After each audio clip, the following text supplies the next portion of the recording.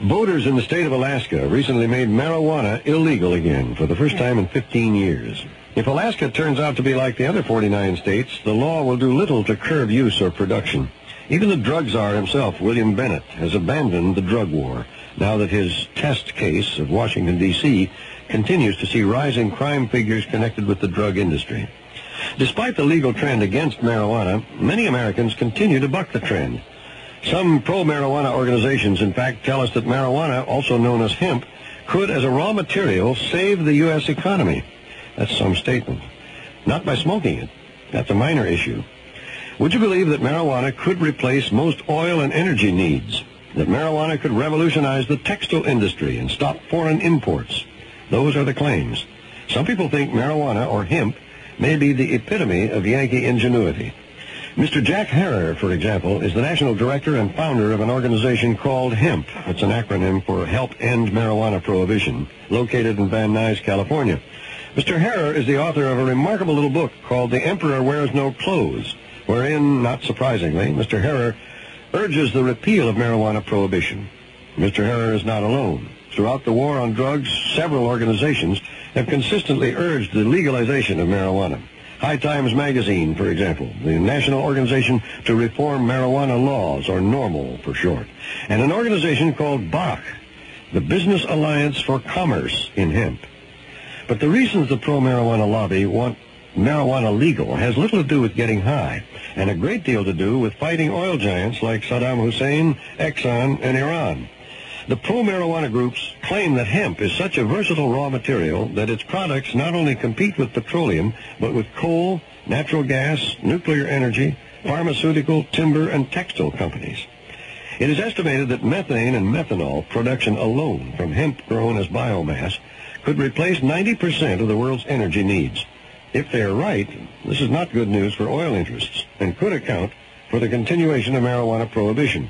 The claim is that the threat hemp posed to natural resource companies back in the 30s accounts for its original ban. At one time, marijuana seemed to have a promising future as a cornerstone of industry. When Rudolf Diesel produced his famous engine in 1896, he assumed that the diesel engine would be powered by a variety of fuels, especially vegetable and seed oils.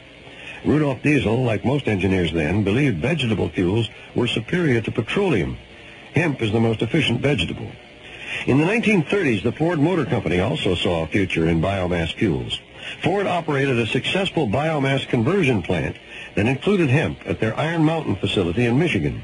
Ford engineers extracted methanol, charcoal fuel, tar, pitch, ethyl acetate, and creosote, all fundamental ingredients for modern industry and now supplied by oil-related industries. The difference is that the vegetable source is renewable, cheap, and clean, and the petroleum or coal sources are limited, expensive, and dirty. By volume, 30% of the hemp seed contains oil suitable for high-grade diesel fuel, as well as aircraft engine and precision machine oil.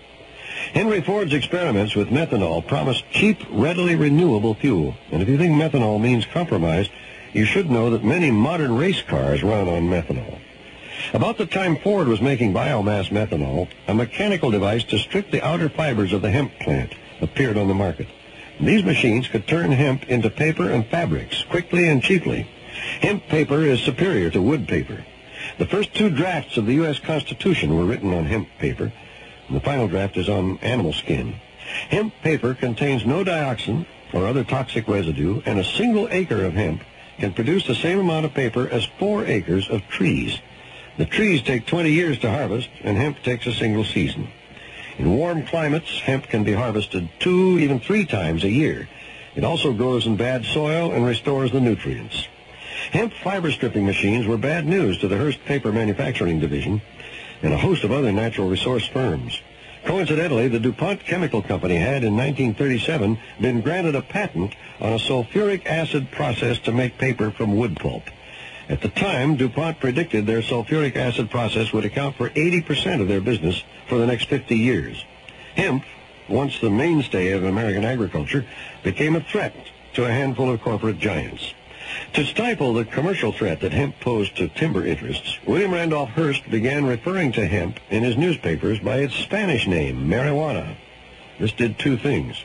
It associated the plant with Mexicans and played on racist fears, and it misled the public into thinking that marijuana and hemp were different plants. Nobody was afraid of hemp.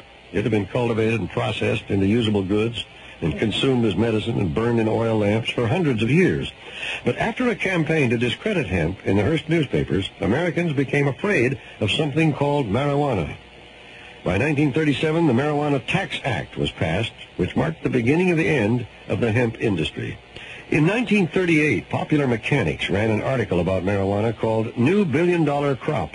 It was the first time the words billion-dollar were used to describe a U.S. agricultural product. Popular Mechanics said, and I'm quoting, "A machine has been invented which solves a problem more than 6,000 years old. The machine is designed to remove the fiber-bearing cortex from the rest of the stalk, making hemp fiber available for use without a prohibitive amount of human labor. Hemp is the standard fiber of the world. It has great tensile strength and durability.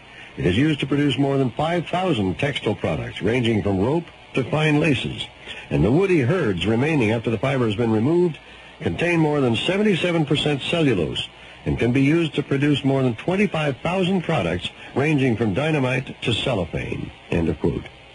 Well, since the Popular Mechanics article appeared over half a century ago, many more applications have come to light. But back in 1935, more than 58,000 tons of marijuana seed were used just to make paint and varnish, all non-toxic, by the way. When marijuana was banned, these safe paints and varnishes were replaced by paints made with toxic petrochemicals. In the 1930s, no one knew about poisoned rivers or deadly landfills or children dying from chemicals in house paint.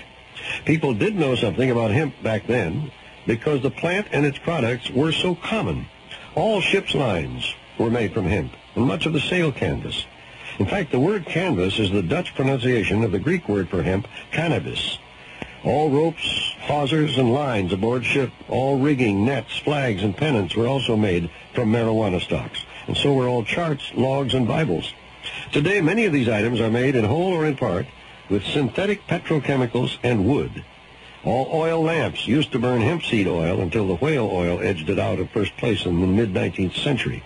And then, when all the whales were dead, lamp lights were fueled by petroleum and coal and recently radioactive energy. This may be hard to believe in the middle of a war on drugs, but the first law concerning marijuana in the colonies at Jamestown in 1619 ordered farmers to grow Indian hemp. Massachusetts passed a compulsory grow law in 1631. Connecticut followed in 1632. The Chesapeake colonies ordered their farmers by law to grow marijuana in the mid-18th century. Names like Hempstead or Hemp Hill dot the American landscape and reflect areas of intense marijuana cultivation. During World War II, domestic hemp production became crucial when the Japanese cut off Asian supplies to the U.S. American farmers, and even their sons who grew marijuana, were exempt from military duty during World War II. A 1942 U.S. Department of Agriculture film called Hemp for Victory extolled the agricultural might of marijuana and called for hundreds of thousands of acres to be planted. Despite a rather vigorous drug crackdown, 4-H clubs were asked by the government to grow marijuana for seed supply. Ironically, war plunged the government into a sober reality about marijuana, and that is that it's very valuable. In today's anti-drug climate, people don't want to hear about the commercial potential of marijuana.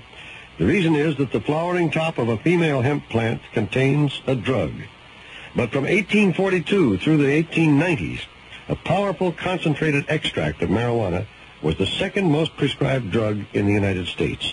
In all that time, the medical literature didn't list any of the ill effects claimed by today's drug warriors. Today, there are anywhere from 25 to 30 million Americans who smoke marijuana regularly. As an industry, marijuana clears well more than $4 billion a year. Obviously, as an illegal business, none of that money goes to taxes. But the modern marijuana trade only sells one product, a drug. Hemp could be worth considerably more than $4 billion a year if it were legally supplying the 50,000 safe products that proponents claim it can. If hemp could supply the energy needs of the United States, its value would be inestimable. Now that the drug czar is in final retreat, America has an opportunity to, once and for all, say farewell to the Exxon Valdez, Saddam Hussein, and a prohibitively expensive brinkmanship in the desert sands of Saudi Arabia. This is Hugh Downs, ABC News, New York.